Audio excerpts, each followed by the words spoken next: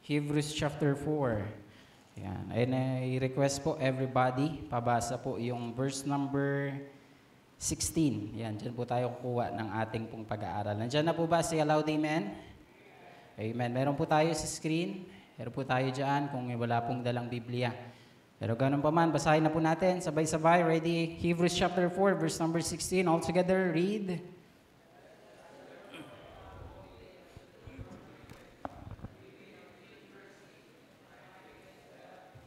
Ayan. Para mas malakas po, sabay-sabay po once again in verse number 16, ready?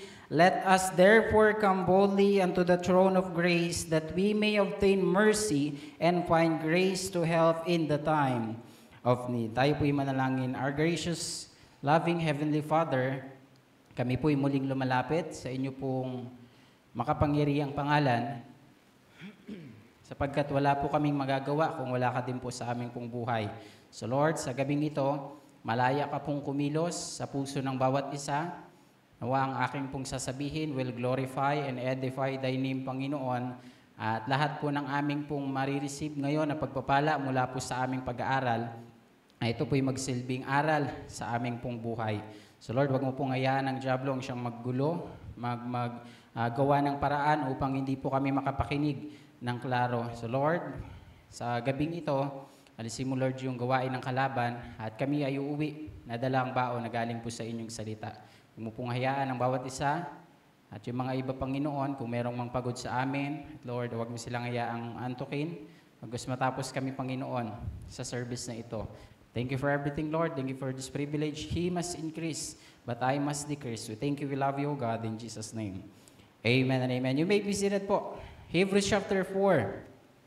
Ang aklat po ng Hebrews ay ating pong makikita na hindi talaga alam, iniisip kung sino nga ba yung merong author o sino nga ba yung author ng aklat na ito. Pero ganun pa man, sabi ng iba, some says na si Apostol Pablo yung nagsulat ng Hebrews. At sabi naman ng mga iba na nag-aaral ng salita ng Panginoon, sabi naman yung mga naging disciples naman ng Panginoon ng si Apostol Pablo. Pero ganun pa man, hindi na mahalaga ngayon kung sino yung author. Hindi na mahalaga kung sino pa yung nagsulat, ano nga ba yung ginawa. Pagkas ang pinakamahalaga ngayon sa gabing ito ay yung ating pong makikita sa ating pong paksa sa gabing ito na pinamagatang in times of need. Kaya nga in verse number 16, sabing ganon, let us therefore come boldly unto the throne of grace, that we may obtain mercy and find grace to help in time of need. So, ibig sabihin,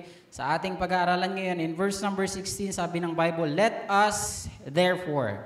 Kung tayo ay nakikinig ng salita ng Panginoon, when we say, or when we hear the word therefore, it's all about conclusion, pagwawakas. Yan po yun. At sabing ganon, come boldly, matapang, at walang agam-agam. Excuse lang po. Kaya kung titignan po natin yung ating pag-aaral, ito po yung conclusion na meron po dito sa aklat na ito. Kaya sabing ganon in verse number 16, let us therefore come boldly unto the throne of grace. Mamaya may himay-himay natin yan. That we may obtain mercy and find grace. Ito na naman, find grace to help in the time of need. For sure po, yung iba po sa atin, sobrang may mga pinagdaraanan. At yung iba naman sa atin ay parang, okay, sige, pag-pray natin yung mga ganyang bagay. Kaya nga sabing ganun dito sa ating pag-aaral, yung ini-emphasize, let us, therefore, and then yung next phrase is, come boldly. Ano sa Tagalog ito? Matapang. Walang agam-agam sa buhay. Pero minsan sa ating buhay, masyado tayong matapang eh. Yung tipo na malaglag lang yung dahon, tapos nagkatitigan lang. Tapang to. Diba? Talagang handang pumatay. Sabi nga ng mga kabataan, talagang galit na galit. Gustong manakit. Kaya nga dito sa ating pag-aaral dito, let us come boldly, matapang at walang agam-agam. Kanino dapat tayo maging matapang para sa Panginoon? Ito yung mga dapat nating mai-consider sa ating pong buhay. Ano po yun? Na tayo ay magkaroon ng tapang, lumapit sa Panginoon, nang walang agam-agam. Yun po yung kagandahan sa lahat, no? Na nire-remind tayo ng aklat na ito, ng Hebrews chapter 4 and verse number 16, na tayo ay lalapit sa Panginoon nang walang agam-agam. Yung sinasabing word na agam-agam, yung parang nagda-doubt pa tayo. Pagpapalain ba ako ng Panginoon? Iingatan ba ako ng Panginoon? Sigurado nga ba kapag ganito ako sa Panginoon, nag-surrender ako ng buhay, talaga bang ganitong mangyayari sa akin? Nagkakaroon ng doubt, nagkakaroon ng agam-agam. But here, ang ating pong pag-aaralan, in times of need. Ano yung mga dapat nating gawin? But tignan muna nating maigi, sabi ko po kanina, dahan-dahan nating pag-aaralan in verse number 16, "Unto the throne of grace, that we may obtain mercy." Ano yung dalawang bagay na makikita natin? Mercy and grace. Kung sa pag-usapan natin yung mercy ng Panginoon, I know and for sure, baka isa sa atin dito, hindi ilang pala isa, kundi karamihan sa atin, lahat tayo. Kapag usapang mercy ng Panginoon, dapat nating ipasalamatan. Why? In the book of Lamentations chapter 2, verse number 22 and 23, sabi ng Biblia, "It is of the Lord's mercy that we are not consumed, because His compassion fail not." Ito yung maganda sa lahat. "They are new every morning. Great is thy faithfulness." Kaya ang awa ng Diyos ay bago araw-araw. Biruin natin yun, no? Araw-araw bago. No? Hindi yung kagaya ng ginagamit nating mga damit. Parang sinuot ko na ito nakaraan. Parang gamit ko itong medyas na ito.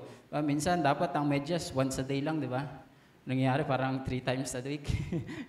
Minsan. Pero pansinin natin yung grace ng Panginoon, yung mercy ng Panginoon, the book of Lamentation. Sabing ganon, they are new every morning, bago. Bago yung awa ng Panginoon para sa bawat isa sa atin. So anong tawag dyan? Great is thy faithfulness. Salamat sa Panginoon, no? Hindi nagmamaliw yung pag-ibig ng Diyos sa atin, hindi nagbabago yung awa ng Panginoon. Kasi tignan natin sa kabilang banda. Kung yung awa ng Panginoon sa atin, hindi kagaya nitong sinasabi in verse number 23, "They are new every morning," hindi na bago, luma na. Baka yung ating mga ginawa ng mga nakaraang araw, mapuno yung Panginoon sa atin, mawala na tayo dito sa mundo. Salamat na lang sa Panginoon sapagkat sabi ng Bible, "They are new every morning, great is thy faithfulness." Verse number 16 pa rin po tayo, "And find grace to help in the times of need." Ganda nitong verse na ito eh. "And find grace to help in the time of need." Ano yung mga bagay na yun? In times of need, there are worries. Di pa po tayo sa ating pong mga puntos ha. Nasa introduction pa lang po tayo, pero titignan natin, yung mga bumabagabag, yung mga humahadlang, yung mga nagbibigay ng harang, para tayo ay hindi lumapit sa Panginoon, makikita natin dyan, worries. Sabi nga ng damit na nirigalo sa akin ni Pastor Ronnie nung Christmas party, hindi ko na alam kung 2013, 2014, pero nakalagay doon, "Worry ends when faith begin." Yun yung kagandahan sa lahat, na dapat ang mananampalataya, hindi tayo nag-worry. But most of the time, sa ating pong buhay, na madali tayo mag-worry. Bakit? Kasi nga, in times of need, iba yung ating pinupuntahan. Ano pa yung mga bagay na in times of need, there are worries. Ito pa yung isa, wants. Yung mga gusto natin sa ating buhay. Sometimes yung mga gusto natin ay hindi naman gusto ng Panginoon para sa atin. Kaya nga, ito yung nagbibigay ng hadlang sa paglapit natin sa Panginoon. Instead, yung Panginoon, ang nangyayari, tayo na yung nasusunod. Worries, wants, ito ba yung isa?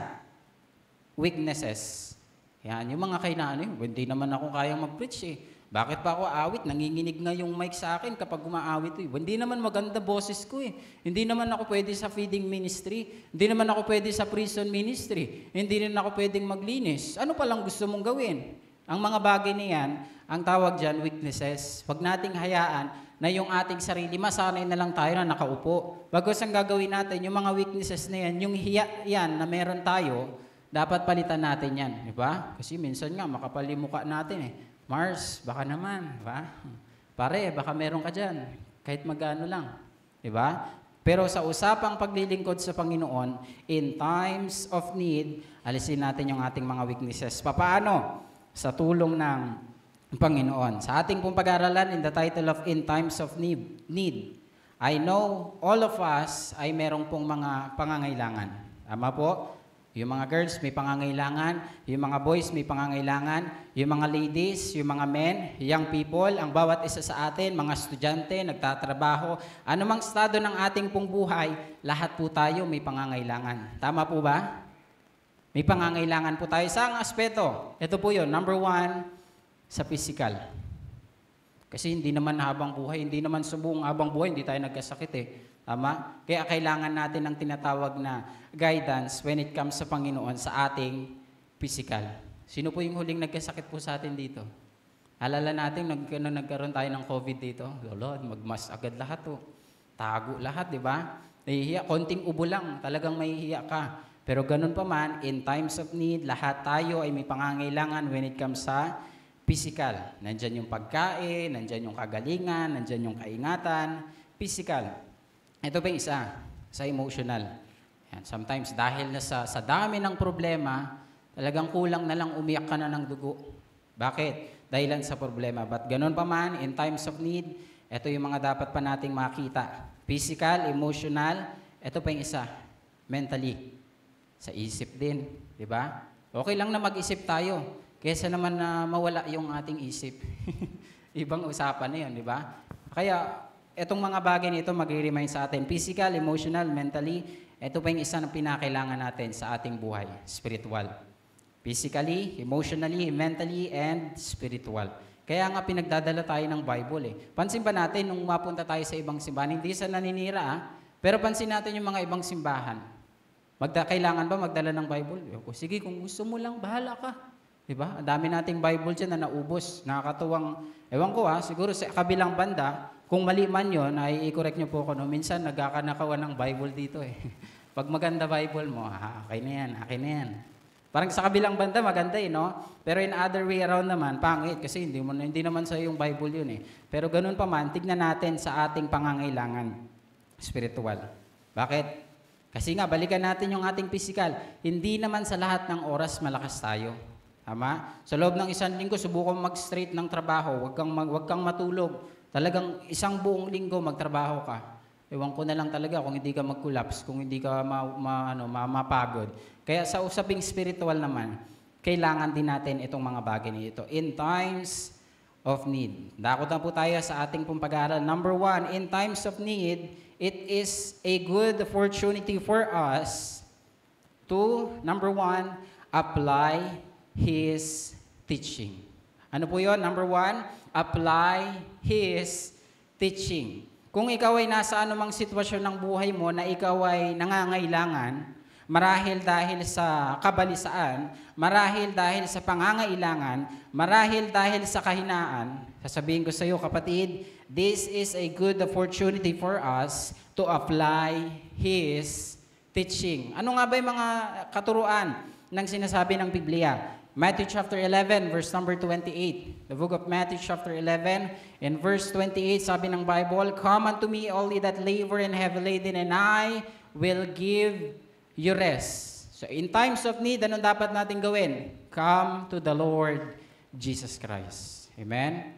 Kaya kapag may problema tayo, huwag tayong umawak ng lubid. Diba? Huwag tayong umawak ng kutsilyo. Huwag na tayong gumawa ng ibang bagay. Reminder to para sa bawat isa sa atin. May pinagdaraanan man sa buhay, sabi ng Biblia, the encouragement for us. Para sa mga taong down, sabi niya dito, "Come unto me, all ye that labor and heavy laden, and I," ito yung maganda sa lahat, "and I will give you rest." Paano tayo magkakaroon ng pangangailangan in times of need? Ito yung mga bagay, apply His teaching. Paano i-apply natin yung salita ng Panginoon? Hindi sapat lang yung tayong makikinig. Yes, sa ulo na natin yung John 3:16, John chapter 14, Romans 6:23. Alam na natin yung book of Revelation. Alam na natin yung Hebrews chapter 12, verse 1 and 2. Alam na natin yung Psalms 1, verse number 1. Alam na natin yung Romans 12, 1 and 2. Alam na natin yung mga verses, but kung alam lang natin yung kabisaduhin, alam lang nating bigkasin, pero kung hindi natin ina-apply sa buhay natin, anong silbi ng verse sa buhay na yun? Anong silbi ng pag-iintindi? O anong silbi ng verse na yun kung nasa ulo mo lang? Mas maganda na hindi lang nandito yung verse, kundi nandito rin sa puso natin. Kaya nga sinabi ng ating pag-aaral, in times of need. Ang hirap lang sa atin, hindi tayo nakikinig. Kaya sa oras ng pangangailangan, give up na. Wag na. Okay na to. Stop na mag-church. Wag na mag-church. Bakit? In times of need. Instead na kailangan yung Word of God, anong nangyayari? Tinatalikuran yung Word of God. Hindi na binibigyan ng importansya yung salita ng Panginoon. Kaya sa kabilang banda, kung nakikinig naman, ito naman yung kagandahan. Kung nakikinig ka naman, hindi rin pala kagandahan ito. Pero hindi mo naman ina-apply. Pinakinggan mo dito at nilabas mo dito. Nakinig ba yon? Hindi. Merong term or terminology yung mga nakakatanda sa ganong word eh. Mamaya na lang, pag naalala natin. Pero ganun pa man, sabing ganon, pinakinggan mo dito sa kabila, nilabas mo sa kabila, hindi ka rin nakinig. Wala ka rin matututunan. Sabi nga ni Pastor Ronnie, nung nasa Bible school kami, kapag hindi ka nakinig, hindi ka matututo. Kapag hindi ka natuto, hindi ka lalago. Kapag hindi ka lalago, ang dami na, sunod-sunod na talaga yun. Wala na mangyayari sa buhay natin. Kaya in times of need, kailangan natin, point number 1, apply His teaching. Tignan natin ngayon kung sino yung mga talagang nakikinig when it comes to Word of God. Tignan natin yung mga nakikinig sa Sunday School. Tignan natin dito sino yung talagang nagbibigay ng attention when it comes sa salita ng Panginoon. Tignan natin ha. Ito, katanungan, 2. Ilang pirasong bato yung ginamit ni David para mahati ang dagat? Diba? Sabi ko na nga ba, walang nakikinig eh. Ulitin ko ha, ilang pirasong bato ang ginamit ni David para mahati ang dagat? Sabi nung iba, ang bilis eh. 5, pastor. Hindi naman hinati ni David yung dagat gamit yung 5 bato eh. Sino ba yun? O Moses. Bakit si David hinati? O, diba? Kaya kailangan makinig tayo. Patunay na yan ha. Hindi nakikinig. Pangalawa, ito na. Baka maging tama na yung sagot. Pangalawa, tignan pa natin. Anong klaseng hayop ang kumain kay Noah? Ha? Mali. Ayan, nakikinig na. Maayos na yan. Kaya nandito tayo ngayon sa ating pag-aaral. Point number 1, in times of need, apply His teaching. Yun na. Kaunang katanungan, ang bibilis sumagot eh. 5 pirasong bato, ginamit ni David para hatiin ng dagat. 5. Ang bibilis nag-isip na, nakinig na. Ayan yung kailangan natin ngayon para matapos tayo, para may apply natin yung ating pag-aaral. Hindi yung si Noah, yung kinain ng isda. Hindi siya yun. Okay? Binigyan ko lang ng trick ng konti para mag-iisip ako. Okay? Mag-iisip ako para may sagot. Yan yun. Tignan natin ngayon yung Word of God. In times of need, we need to apply His teaching. Psalms chapter 1, verse number 1 and 2. Blessed is the man that walketh not in the counsel of the ungodly, nor standeth in the way of sinner, nor sitteth in the seat of scornful, but his delight is in the law of the Lord, and in His law that he meditate day and night. Diba sa mga nagtatrabaho po dito, sa mga kids ng Subic Bay Children's Home, kahit nagsasawa na tayo sa Word of God, diba, may devotion tayo, diba? Pansin, ilang beses pa tayo nagpipray kapag devotion. Pag after ng kantahan, congregation, isang song yun, di ba? Pipray tayo. Let's ask ganito, si Sir ganyan, si Kuya ganito. Isa. Magpipray ngayon yung preacher, 2. After mag-devotion ng preacher, 3. Mag-announcement po yung mga leader natin, Pastor Odic, Pastor Ted, 4. O, di ba? Kaya itong Word of God ay inilalarawan sa buhay natin na kailangan din natin. Kung tayo physically hindi natin maiwasang hindi kumain, halata naman sa atin, di ba? Na mahilig tayong kumain, di ba? The same with the Word of God, dapat kailangan din po natin. Morning, evening, bahala ka kung anong oras mo, pero mas maganda, sabi ng Biblia, that He meditate day and night. Psalm 119, verse 105, Thy word is a lamp unto my feet and a light unto my path. Kaya sabing gano'n ng ating pag-aaral, when we are down, we must apply His Word. Mga kapatid, hindi tinuturo ng Biblia na kapag wala kang pera, ito na, kapag wala kang pera, hindi ito tinuturo ng Biblia. Ano yun, Pastor? Na mang-away ka ng katabi mo. Wag mo, wala akong pera dito, balis-alis ka, di ba? Lalo sa mag-asawa. Pag walang dalang sobre, di ba? Brother Ronald, hindi ka po sinisiko ni Miss Lynn pag nababato lang po. Pero sa usapang salita ng Panginoon at sa usapang pera, walang itinuro po yung Biblia na kapag wala kang pera, mang-away ka ng katabi. Di ba? Huwag mo kong dikit-dikitan baka di kita matansya, masukat kita. Di ba? Huwag mo kong titignan umayos ka ng tingin, baka itupik kita. Di ba? Tapang, wala ka lang pera. Di ba? Hindi naman, sabi nga ng message kaninang umaga, dapat hindi umihikot yung buhay natin sa pera. Di ba? Last Wednesday, kung naalala pa natin, ang story natin or ang ating preaching is all about kay Judas na mahilig sa pera, kaya nagmumukhang pera. Anong nangyayari? Eto na, hindi itinuro ng Biblia na mang-away ka kapag wala kang pera. Di ba? Kaya kung sino na lang makita mo, talagang galit ka di ba? Pag tinanong mo ngayon, lalabang ka? Ha? Di ba? Tapang talaga di ba? Talagang gustong makipaglaban talaga Daig pa yung sundalo na kakaiba galit na galit, lalo kapag walang pera Pero ganun pa man, tignan pa natin yung mga ilang bagay. Sabi pang ganun, ilayo mo yung mukha mo, baka itong wala akong pera punitin ko yung mukha mo. Talaga may init yung ulo. Wala pong tinuro sa Biblia na ganyan, kaya nga sinabi ng Biblia, di ba? For the love of the money is the root of all evil. Yan yung sinabi ng Biblia. Kaya ngayon, titignan natin. Itong isang story. Mabilis lang to. Sabing ganun ni kumpare. Nagtanong yung magkumpare, meron siyang gustong hiramin. Sabi ng gano'n ni paring Robert. Sabi niya, pare, may extra ka ba dyang 500? Nandilisi yung mata ni paring Bong, sabi niya dito. Wala pare. Pero meron ako ditong boxing gloves. Gusto mo doon tayo sa labas? Mainit yung ulo. Mainit yung ulo, bakit? Wala ding pera Kaya sa buhay po natin, kapag wala tayong pera, wag mainit ulo natin. Anong dapat natin gawin? Apply His ano yun? Number 1, apply His teaching. Amen. Nakikinig po tayo. Amen, amen. Salamat po sa Panginoon. Kaya ngayon sa ating pag-aaral, apply His teaching. Kaya kung tayo ay tunay na Kristiyano, hindi ka dapat mukhang pera. Sorry for this word, pero sabing ganon, kung tayo ay tunay na Kristiyano, hindi dapat tayo mukhang pera. Ang dapat natin gawin, ito, Colossians chapter 4, verse number 6.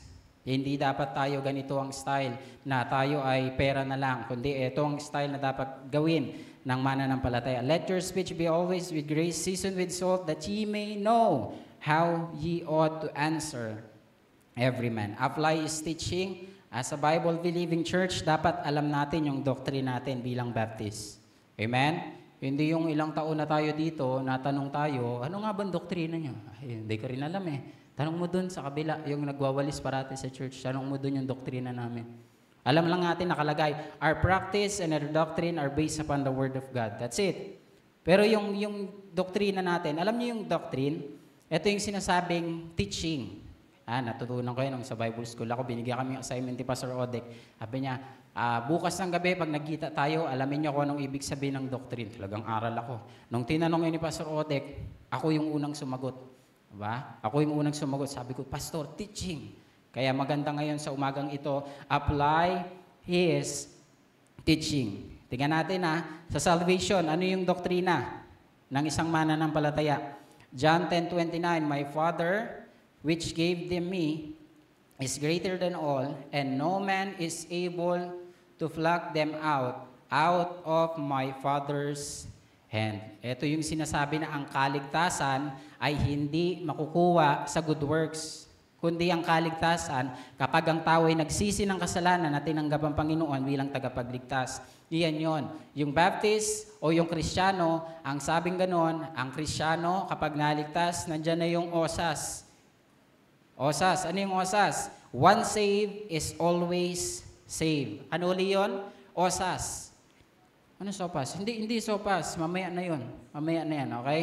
Kaya sabing ganon, one saved is always saved. Ano ba? Salvation, baptism. Dapat ba ang baptism natin, doon yung way ng kaligtasan? Hindi dapat. Okay Bigyan nating pansin tong pag-aaral natin kasi marami na ngayong mga relihiyon na kung saan nagpo-focus sa good works. Meron ding mga ilang Baptist na napuntahan natin, somewhere sa Batangas, good works na sila. Kapag daw nagsisi ka ng kasalanan mo, tinanggap mo yung Panginoon bilang tagapagligtas, sabing ganon, tinanggap mo yung Panginoon, good works daw yun. Nagkakaroon na ng tinatawag na pagkakaiba. Hindi na daw ganon ang kaligtasan. Kaya ang ganon, sabi ng ating pag-aaral, yung baptism, ito yung bagay na kung saan, after ng taong masumpungan ng kaligtasan, nandito na yung pagsunod. Hindi muna baptism baptism para maligtas ka. No. Ang baptism, ito yung pagsunod mo sa Panginoon. Acts chapter 2, verse number 38. Then Peter said unto them, repent and be baptized. So, ang ganda ng word, di ba? Ganda ng verse. Hindi mo na baptism. Ano dapat gawin? Repent and be baptized, every one of you, in the name of Jesus Christ, for the remissions of sins, that ye shall receive the gift of the Holy Ghost. So, nakita natin, dapat alam natin, in times of need, apply His teaching in salvation and baptism. Ito pa yung isa, sa Trinity. Bakit? Pastor, parang kakaiba yan. Hindi po. Alam dapat natin yan na merong banal na Espiritu, anak ng Diyos, at ang Ama. Alright? Matthew chapter 28, verse number 9, Go ye therefore and teach all nations, baptizing them in the name of the Father, and of the Son, and of the Holy Ghost. Pastor, nasan po dyan yung Trinity? Ayan po, makikita natin. Father, Son, and Holy Ghost. Right? Hindi po tayo masyadong maalam dito pagdating sa Trinity. But ganun pa man, merong verse na ipinapakita. Ano po yung mga bagay? In times of need, apply His teaching sa paano pang pamamaraan. God is 100% God and 100% man. Yung mga ibang sekta, sabi nila, tao lang naman yung Panginoon. Hindi siya Diyos. Kung tao lang yung Panginoon, di sana hindi na siya muling nabuhay. Kaya nga ipinakita niya siya ay nagkatawang tao para sa atin at para bayaran yung ating kasalanan. Kasi kung mamamatay yung Panginoon para sa mga alagang hayop, magkakatawang hayop siya, pero ganun pa man, ang kailangan ng tao, sabi ng aklat ng Romans, na lahat ng tao ay mapapahamak kapag walang relasyon sa Panginoon. Kaya ganun ang halimbawa at ipinakita ng Panginoon. Hebrews chapter 10, verse number 25, Not forsaking the assembly of ourselves together, as the manner of some is, but exhorting one another, and so much the more, as ye see the day approaching. Kita natin yung word. Alam natin verse na ito, tama? Kaya nasabing ganon, not forsaking the assembling of ourselves together. Saan po yun? Sa simbahan. Hindi dapat nating makaligtaan. Bilang isang anak ng Diyos, hindi mo dapat makaligtaan ang isang araw ng pananamba. Ano yun? Dapat present ka parati. Pag party nga, present ka eh. Hindi ka na nga invited, nandun ka pa. Diba? How much more when it comes sa pagsisimba? Anong dapat natin gawin? Not forsaking the assembling of ourselves together. Ano yun? Dapat nasa church tayo. Diba? Huwag natin, may live stream naman eh. Pansin natin, nung simula na nag-live stream, parang kumandi tayo, no? Pero noong mga panahon na walang live stream, talagang pipilitin yan, di ba? Naiintindihan natin yung may mga karamdaman. Naiintindihan natin yung mga nasa malayong lugar. Pero how about, nandiyan ka lang, ilang hakbang ka lang naman eh. Diba? Ilang street lang yung pagitan para pumunta ka dito eh. Diba? Kaya, not forsaking the assembling of ourselves together. Matthew chapter 6, verse number 33. Yan, we know this verse. Kahit na natutulog tayo, alam natin verse na ito. Matthew 6:33. But seek ye first the kingdom of God and His righteousness, and all these things shall be added unto you. We could see here in this verse about priority. Okay? About priority. I-priority mo ang Diyos sa buhay mo, kaibigan. Gusto mong pagpalain, pero hindi ka naman pala simba. Di ba? Gusto mong sagutin ng panalangin mo sa Panginoon, pero hindi ka naman nagpupunta for prayer meeting. Di ba? Pag-pray niyo po ako, ganito, ganyan, pero priority ba natin ang Panginoon? Di ba? In times of need, apply His teaching. Number 2. Ready pa po ba tayo? Number 2. Pagising na yan. Number 2 na tayo. Ayan. Number 2. In times of need, ito pa po, affirm the testimony of God. Pagtibayin yung pagpapatotoo natin sa Panginoon. Mga kapatid, kapag tayo ay nasa panahong kagipitan, na kapag nagkakataon na yung pagkakataon na yun upang patutuhanan ng Panginoon sa buhay natin. Amen? Bakit? Kasi in the times of need, doon natin makikita, totoo nga yung Diyos, tunay, at kailanman hindi nagkulang sa buhay ko. Why? Kasi nga in times of need, doon natin makikita, ano yun? Na mabuti ang Diyos sa buhay natin. Amen? Mabuti ang Diyos sa buhay natin. Pwede po ba nating sabihin sa katabi natin, mabuti ang Diyos sa akin?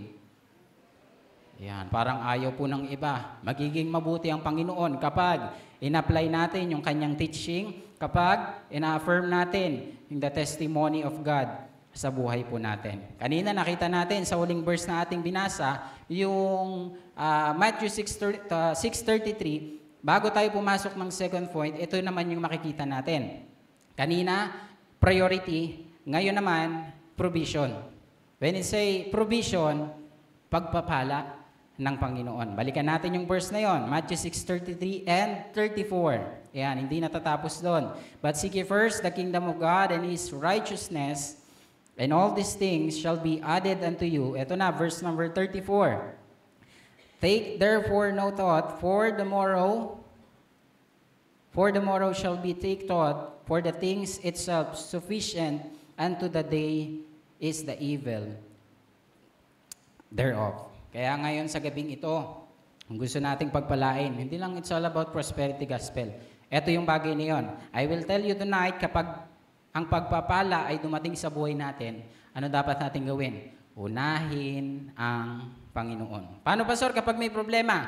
Seek ye first the kingdom of God. Paano, Pastor, pag okay yung buhay? But seek ye first the kingdom of God. In verse number 34, take therefore no thought for the tomorrow. Anong tawag doon? Provision ng Panginoon. Meron po ba sa kalagitnaan natin dito, naghirap talagang as in ang hirap ng buhay simula lumapit ako sa Panginoon? Meron po ba magpapatotoo ngayon, Pastor? Talaga totoo sa buhay ko, simula nung lumapit ako sa Panginoon, talagang wala kaming makain, walang provision, walang kaingatan, walang protection. Meron po ba? Baka meron. 1, 2, 3. Ibig sabihin, wala. Ang patunay noon, merong provision sa buhay natin. Amen? Kaya anong dapat natin gawin? Ipasalamat yan sa Panginoon. Tignan pa natin yung mga verse, ha? Psalms 37, verse 25. Psalms 27, verse number 25. I've been young and now I'm old, yet have I not seen the righteous forsaken, nor his seed begging bread. Kaya kailanman hindi nagkulang yung Panginoon sa buhay natin. Okay? So, Big Bay Children, some kids, hindi nagkulang yung Panginoon sa atin. Diba? Minsan nga, sobra-sobra pa yung pagkain eh. Naghahalata nga sa mga katawan natin, di ba? Iba, nagda-diet lang talaga eh. Nagpipigil lang talaga kumain. Pero ganun pa man, speaking of provision, talagang hindi nagkulang yung Panginoon sa buhay natin. Amen? Nandiyan pa po ba kayo? Parang dadalawa na lang po. Nandiyan pa po ba kayo? Amen and amen. Kaya sinabi ng Biblia, kailanman hindi nagkulang ang Diyos sa buhay natin. Tayo lang, ito na, tayo lang yung nagkulang sa Kanya. Kung binibigay sa atin ng Panginoon 100%, pero binabalik natin sometimes 20, 30, hindi na umangat ng 40. Bakit? Tinitipid natin. Tayo yung nagkulang sa Panginoon. Bilang Kristiyano, ang dapat mamutawi sa bibig ng isang Kristiyano, ito po, patotoo kung paano naging mabuti ang Diyos sa buhay natin. Hindi yung puro daing na lang, di ba? Pastor, ganito yung problema ko. Pastor, meron akong ganito. Pastor, meron akong ganito. Pastor, meron akong ganyan. Brother, meron akong ganito. Sister, meron akong ganyan. Puro na lang problema ba yung sasabihin mo? Di ba? Yan na lang ba yung parati mong sasabihin ng mga bagay? Bakit puro problema nakikita mo? Kasi nga, in times of need, hindi mo ina-apply yung teaching. In times of need, hindi mo nakikita kung gaano katotoo yung buhay mo at yung ginawa ng Panginoon sa buhay mo. Kaya anong nangyayari, kapag may problema ka, puro blame mo. Yung Panginoon kasi ganyan eh. Dapat hindi ako ganito ngayon.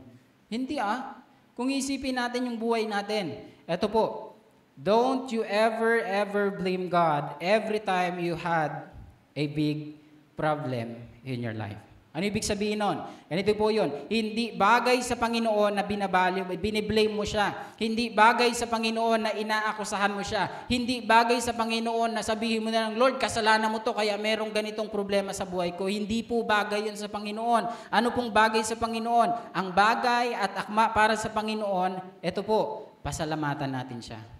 Kasi ang tao nagpapasalamat lang kapag merong blessing. How about kapag may problema? Lord, salamat kasi meron kaming problema. Bakit? Sa kabila ng problema, naalala pa natin yung story ng buhay ni Job? Naalala pa natin? Nung meron siyang problema, mas lalong nanaig yung pananampalataya niya. Why? Kasi nga in times of need, kailangan natin yung Panginoon. Doon lalong nakikita kung gaano kabuti yung Panginoon sa buhay natin. Amen? Kaya wag sana sa kalagitnaan natin, puro blame na lang tayo sa Panginoon. Kasi yung Panginoon eh. Kasi yung Panginoon eh. Kasi yung Panginoon, hindi. Isipin natin yung mabuti. Mabuti yung Panginoon sa buhay natin. Amen? Huwag tayong tumingin sa problema. Ang tignan natin kung paano naging mabuti yung Panginoon. Buti ka nga, may problema eh.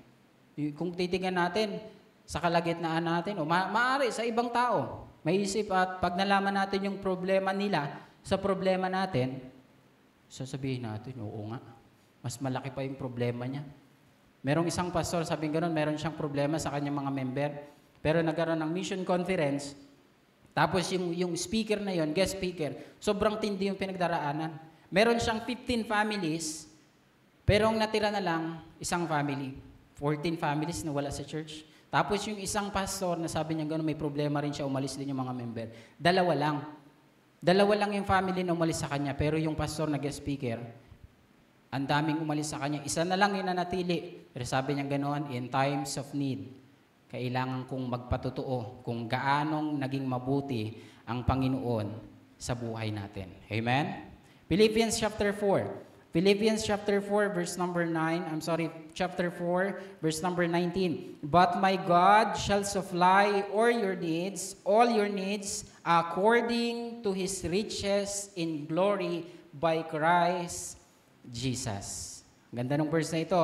But my God shall supply all your need according to His riches in glory by Christ Jesus. Tignan natin yung word na yon. Need, pangangailangan. Alam ng Panginoon na may mga pangangailangan tayo.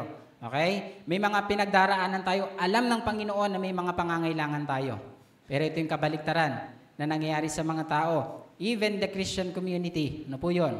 Yung need, pangangailangan natin. Ito dapat yung kailangan natin. But yung need, napapalitan ng wants. Gusto ko to eh. Gusto ko yung ganito eh. Diba? Gusto ko yung ganyan. Pansin ba natin sa buhay natin na parang may hindi sinasagot yung Diyos sa ating mga panalangin? Why? Kasi nga, hindi yun yung kailangan natin. Paano yan, Pastor? Ganito po. Magpipray tayo ng sasakyan. Wala naman tayong parking lot. Make sense, di ba? Ito pa. Gusto nating maganda ang buhay natin, pero hindi mo naman malinis yung buhay mo. Ang ibig kong sabihin dito, yung ating pong bahay, hindi naman din natin malinis, di ba? Gusto natin maganda yung bahay ko, ganito, ganyan, ilang floor, ganyan. Kung sa maliit, sabi nga ng Biblia, kung sa maliit na bagay, hindi tayo napagkakatiwalaan, how much more sa mas malaking bagay? Ito pa, gusto nating yumaman. Pero sa maliit na mahalaga, hindi tayo nagiging tapat. Yung simpleng tithes and offering natin sa Panginoon, napaka-basic. Pinadali na yun ng Panginoon. Hindi na tayo mag-square root pa, kailangan pa natin yung Sir Sarel para sa ganitong mga problem solved ng math. Hindi na tayo pinahirapan ng Panginoon. Ang dali na lang nun, 10% ng ating kinikita sa araw-araw. Sabing ganon, bring ye all the tithes into the storehouse. Yun yung kagandahan sa lahat na makikita natin. Kaya sabing ganon ang ating pag-aaral, but my God shall supply all your needs. Paano yun? Affirm the testimony of God through provision. Ipagmalaki mo ang Diyos, hindi yung problema yung inaangat mo. Diba? Wag mo, alam mo ba, sister, may problema ako eh. Brad, may problema ako eh, dami. Siguro, hindi ko mabilang, dami eh. Sabi naman, oo nga, hindi, mas marami problema ko. O nagpapagalingan na ngayon sa problema. Ay, wala ka sa problema ko. Ay, mas lalong wala ka sa lolo ko. Mas maraming problema. Diba? Nagpapalakihan na ng problema. How about sa buhay natin, ipagmalaki natin yung Panginoon. Amen? Ay, wala ka sa Panginoon ko. Diba? Kahit may problema, ito po yung kagandahan. Kapag tayo ay merong relasyon sa Panginoon, yes, merong pa rin problema. Yes, meron pa rin tayong pagdaraanan kasi hindi naman tayo super Christian eh. Lahat tayo hindi exempted sa ganitong bagay. Ang kagandahan lang, kapag merong problema ang Kristiyano, meron na tayong paraan para bumaling sa Panginoon. Lord, eto na yung problema ko, sa iyo na yan. Lord, ito yung pinagdaraanan ko, sa iyo na yan. Amen? Ang tawag doon, ibinibigay na natin sa Panginoon. Pero yung mga taong walang relasyon sa Panginoon, hawak pa rin nila yung tinatawag na problema. Ayaw ibigay sa Panginoon. Patuloy po tayo. Ang dapat nating ipagmalaki kung ganong naging mabuti ang Diyos sa buhay natin. Kaya mga kapatid, kahit saang tignan, lahat ng tao, Kristiyano man o hindi, ay may problema. Pero mas maganda na tayo ay merong Diyos na tutulong sa atin. Amen? Colossians chapter 3, verse number 2. Set your affection on things above, not on things on the earth. In times of need, ano yun? Colossians 3:2. Set your affection on things above. Saan? Sa Panginoon. Next verse. Hebrews chapter 12, verse number 22. Hebrews chapter 12, verse number 22.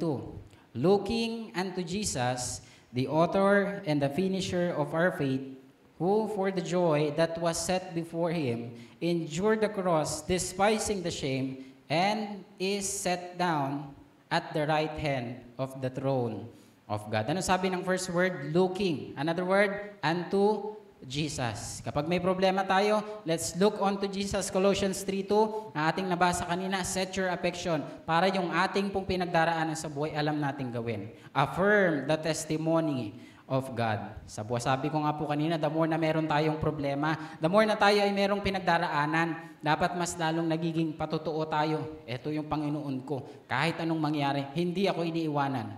Sa story ni Job, iniwanan ba siya ng Panginoon? Iniwanan ba siya ng Panginoon? Hindi. Alam ng Panginoon na kaya yung lutasin ni Job sa tulong ng Panginoon. Alam niya yon. Why? Meron siyang Panginoon na malaki. Amen? Nandyan pa po ba kayo? Number 3 po tayo.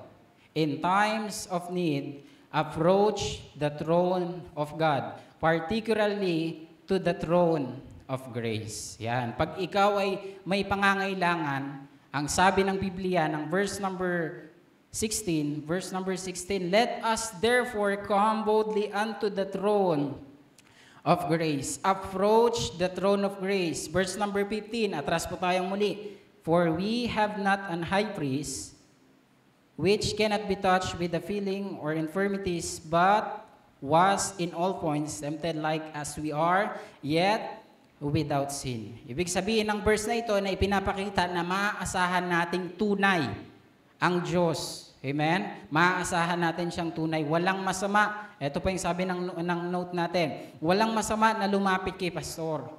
Pero, ito po yon. Huwag naman nating iasta na si pastor parang Diyos.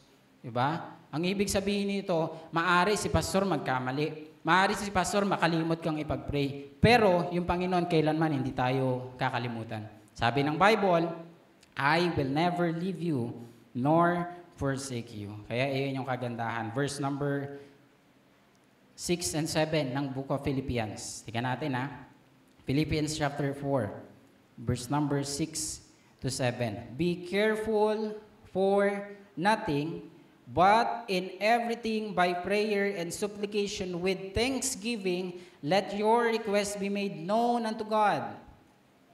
And the peace of God, which passeth all understanding, shall keep your hearts and minds. May S pala siya. Shall keep your hearts and minds through Christ Jesus. Ano yung mga word na yon? Be careful for nothing. Anong dapat daw gawin? By prayer. Paano natin malalaman yung ganitong bagay? Approach the throne of God. Approach the throne of grace. Paano yon? By prayer. Another thing, by supplication. Isa pang bagay, by thanksgiving. Pasasalamat sa Panginoon. When is the last time na umiyak tayo sa Panginoon at nagpasalamat tayo? At sinabi natin, Lord, salamat sa ganitong problema, salamat sa pagpapala, salamat sa bigas, salamat sa tubig, salamat sa damit, salamat sa church, salamat sa mga hangin, salamat sa tubig, salamat sa mga maraming bagay. Ang tawag dyan, pasasalamat sa Panginoon. Verse number 7, sabi ng first word, and the peace of God. Amen? And the peace of God. Gusto mong kapayapaan sa buhay mo? Pero tuwang-tawa ka namang isipin yung problema mo. Dami kong problema, ayos to. Tapos sasabihin, gusto ko naman ng kapayapaan. Hindi sa ganong pamamaraan Ang pangit kahit tignan natin Di ba? Gusto natin kapayapaan sa buhay natin. Pero tuwang-tuwa tayong isipin, yung tipo na ginawa nating libangan yung pag-iisip ng problema. Ay problema sa ilaw, sa tubig, sa wifi, home credit, bayad kay kapitbahay, bayad sa mga dog food, cat food, ang dami na. Tapos tuwang-tuwa ka pa. Tapos pag nakita ka ngayon, di ba, in times of need, sabi mo, dami kong problema sis. Iyak-iyak ka pa, no? Luluha ka pa. Di ba? Marami akong pinagdaraanan. Gusto mo ng kapayapaan pero ayaw mong pakawalan. Di ba? Ganito po yan. Yung problema. Gusto ng tao ng kapayapaan pero ayaw lumaya. Ayaw ng tinatawag na kapayapaan sa buhay. Kaya walang kapayapaan sa buhay. Ano dapat gawin? Ipaubaya sa Panginoon. Ganito po yung nangyayari sa problema, kaya tumatagal yung problema. Bumili po ako kanina eh. Kaya ayaw pong bitawan ng tao. Mura lang to. Tayo ka red, sa'yo na lang to. Dali. Ganito po yung nangyayari. Kapag ang tao, matagal na yung problema at ayaw niya pa rin bitawan. Tutusin po, mabigat to, magaang. Magaang. So ito, mabigat o magaang, madaling buhatin. Mabigat, pahawak ako. Mabigat, hindi. Hindi. Pero kung hahawakan dito ka. Kung hahawakan to ni Red ng ganito, mabigat, magaang. Magaang. Pero kung hahawakan mo ito ng pagganito, hindi lang isang oras, isang linggo, magiging mabigat ba yan o magaang? Magiging? Mabigat. Bakit? Kasi nga, hinahawakan mo yung problema. Instead na, ang gawin mo, bitawan mo. Hayaan mo yung Panginoon. Wag mong hawakan yung problema, ibigay mo yan sa Panginoon. Yun yung dapat nating gawin. Sige, sa iyo na yan. Okay? Yun yung dapat nating gawin sa buhay natin. Na kapag meron tayong problema, wag nating hawakan. Ibigay natin yan sa Panginoon. Lord, sa iyo na yan. Kaya nga sabi ng verse, di ba? Ano sinabi ng verse? Come unto me, all ye that labor and heavy laden, and I will give you rest. Ibigay natin sa Panginoon. Diba? Gusto natin kapayapaan. Eh, di bigay natin sa Panginoon. Wag na kayong maghintay. Wala, ni isa lang yun. Wag na maghintay. Ang kapayapaan, tunay ito, nasa Panginoon. Iga natin ha.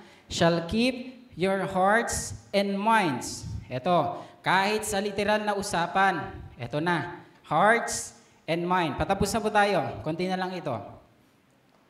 Kahit sa literal na usapan ng buhay ng tao, mahalaga ang puso. Bakit? Kapag may sakit sa puso, tayo, kung sino pong high blood dito? Meron pa po ba? May high blood po dito. Umamin na po kayo. Saglit. Brother Ronald, high blood po. Sino po yung high blood dito? Bibigyan ko rin po ng chocolate. Wag na. Hindi na. Pero yung high blood po, di ba, hindi po normal yung niyan. Yung blood pressure niyan, BP kung tawagin. 100 over ganyan, di ba? Lalong-lalo na sa mga ganitong bagay. Mabigat din yung puso ng tao dahilan merong problema. Ano yun? Yung BP. Instead na 100 over 80, mga ganyan, ang nangyayari is this. Yung BP natin, 100 over acting. Yun na. Diba? Instead, 100 over 70, 100 over 80, 110 over ganyan. Ano nangyari?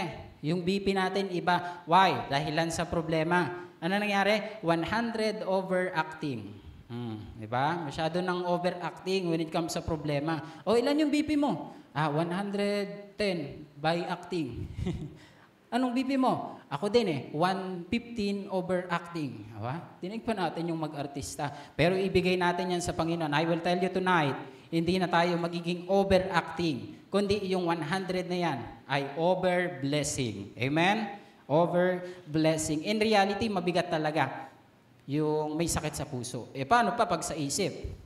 Ay, may sakit ka na nga sa puso. Sabi, may sakit ka sa isip? Patay. Di ba? Kakaiba ng usapan yan. Baka sabihin, nakatira ka sa Bataan. Mabigat na, may sakit ka na nga sa puso. Sabi, may sakit ka sa isip.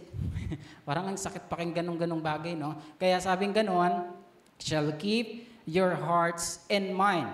Huwag nang overacting, bagos ibigay sa Panginoon. Ano dapat gawin? In times of need, it is a good opportunity for us to approach the throne of God. Saan yon? Throne of grace. Yung buhay na meron tayo, biyaya yan ng Panginoon. Alright? Yung buhay na binigay sa atin, yung hininga na meron tayo, biyaya yan ng Panginoon. Yung kalakasan na meron tayo, yung trabaho na meron tayo, yung kagandahan ng buhay na meron tayo, yung katangian natin ngayon na magaganda at mga gwapo, bawi na ako biyaya yan ng Panginoon sa buhay natin. Kaya lahat ng bagay sa buhay ng isang tao ay biyaya lamang ng Panginoon. Sabi nga ganun ng kanta, where if not for grace, I can tell you where I be, wandering down some pointless road to nowhere, with my salvation up to me. I know how that would go, the battles I would face, forever running but losing the race, where if not for grace. In times of need, it is a good opportunity for us to apply His teaching, to affirm the testimony of God, approach the throne of God, particularly the throne of grace. I hope na i-pray po sa bawat isa sa atin. Yes, meron tayong pinagdaraanan. Yes, meron tayong problema. What we need to do in times of need? Ating 3 puntos na nabanggit, apply His teaching, affirm the testimony of God, approach the throne of God. Habang tayo po ay nakayuko, tayo po ay magkakaroon ng devotion, tayo po ay yuyuko at pipikit, at ating pong iisipin ngayon, in times of need, ano yung dapat nating gawin? Dagdagan natin yung ating puntos as we close. Habang tayo ay nakayuko at nakapikit.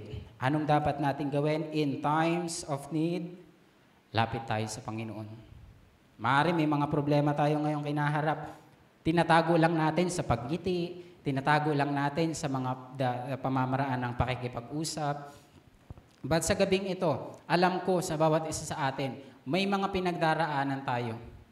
Pastor, will you pray for me? Meron akong pinagdaraanan ngayon.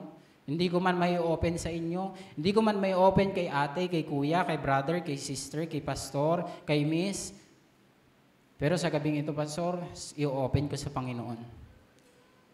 Kung yan po yung panalangin mo, you can go to the altar, manalangin sa Panginoon, lumapit tayo sa Panginoon, at in times of need, i-apply natin yung teaching, testimony of God, and the throne of grace. Is there anyone po sa ating kalagitnaan ngayon? Pastor, will you pray for me? Meron akong pinagdaraanan.